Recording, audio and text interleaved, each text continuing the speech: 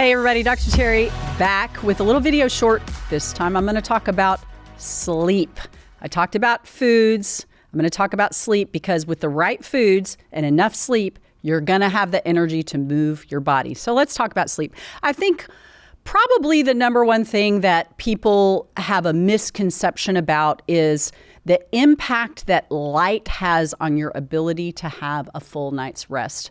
So one of the first things I tell my patients is you have to create an environment that's conducive to sleep. We don't even have a TV in our bedroom anymore. Why? Because you'd be tempted to turn it on. You fall asleep in front of the TV. The lights are still flashing on that TV screen, even when you're asleep, and it's sending confusing signals to your brain because what tells your brain to secrete melatonin is complete darkness. If there's any light, and light pollution is a big problem globally, in our world, not just our country, but in our world, if there's any amount of light pollution, it is going to inhibit melatonin production and secretion. Why is that important? A lot of people think melatonin causes you to fall asleep, that it makes you sleepy.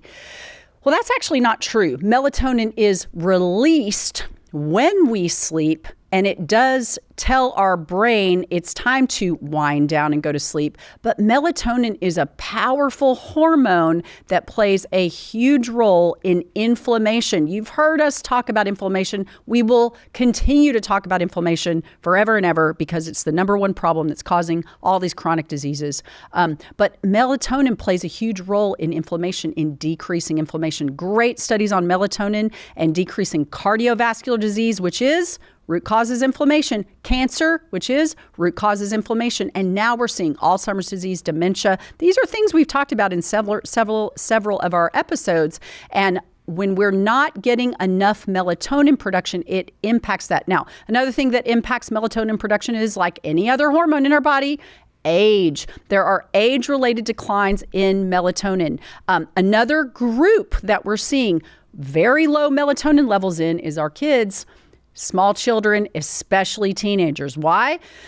Well, because we're letting them fall asleep with technology, right? Either on their nightstand or right at their sleeping on their pillow. I mean, I can't tell you how many times I went into my now 20-year-old daughter's room and had to get her phone off of her pillow and move it away from her bedroom.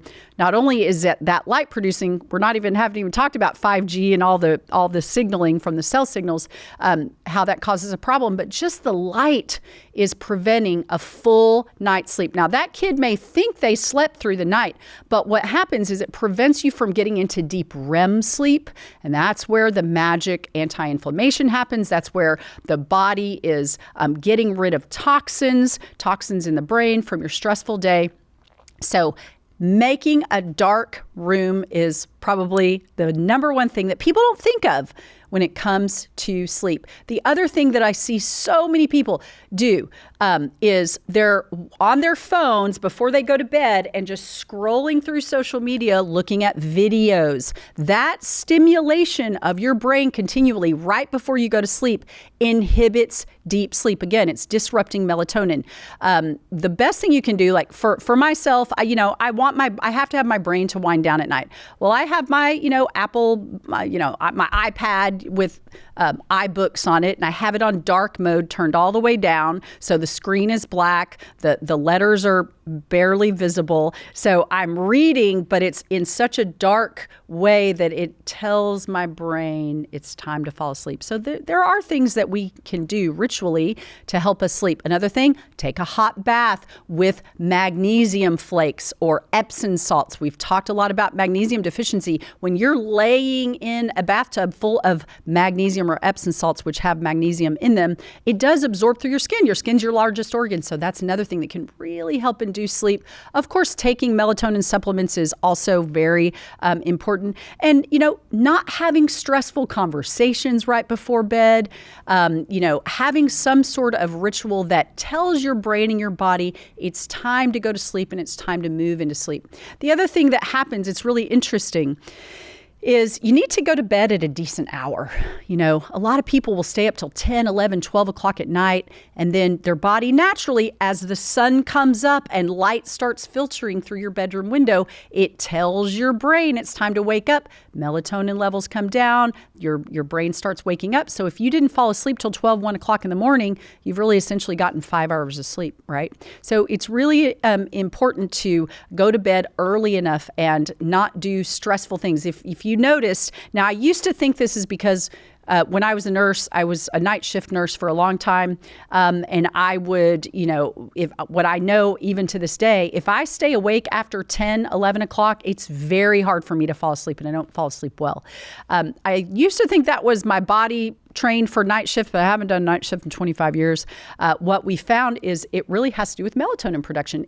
Our bodies are designed in a cyclical circadian rhythm. Now, if you're a night shift worker, a night shift worker watching this, wow, you guys have it tough because it's hard to get a fully dark room. So it'd be really important to make sure you have blackout shades, blackout curtains, and you're taking supplemental melatonin.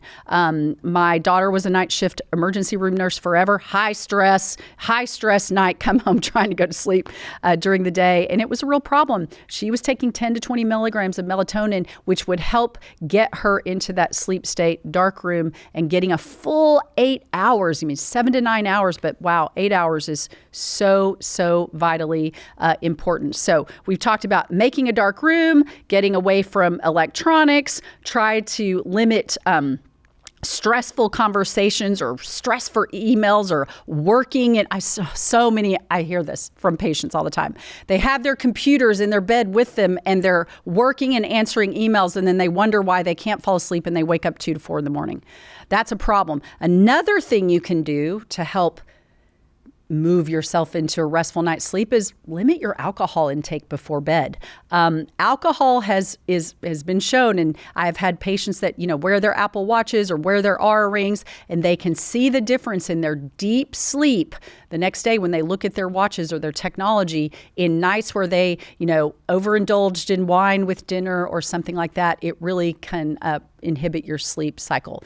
And then another thing that for those of you that are transitioning through hormone changes, which can happen starting in our 30s, sometimes younger, especially nowadays with all the endocrine disruptors that we've talked about in some of our shows. But low testosterone in men and women is a key reason why you don't get a good night's sleep. It's a powerful sleep hormone. So is progesterone for women, and women start to lose progesterone in our 40s. We start to lose testosterone in our 30s.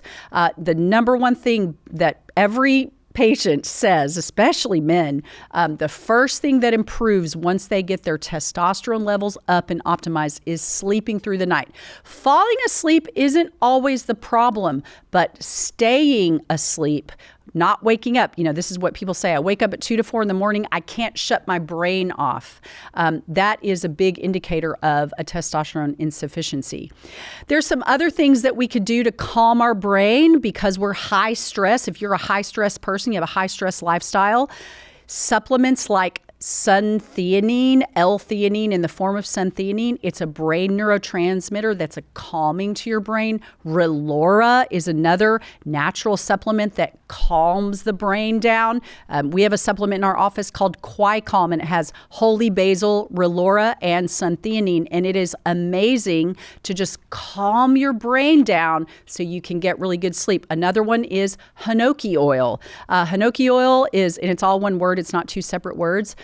It is another natural supplement that actually turns that ruminating off in your brain. So if you're one of those that wakes up in the middle of the night and you can't stop, your brain is thinking, ruminating, some of those supplements might be good for you. GABA is another one. So there's a lot of really good sleep supplements that you might have to take if you're a high stress person, in addition to some of these other tips that I'm giving you, just to help get your brain into calming down so you can get into that really deep sleep state. So light pollution, getting rid of the light, make it sure it's really dark in your room.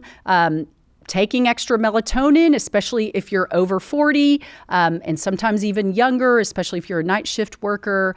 Limit stressful activities and conversations before bed. Get into some sort of ritual, chamomile tea, a bath with Epsom salts, things like that.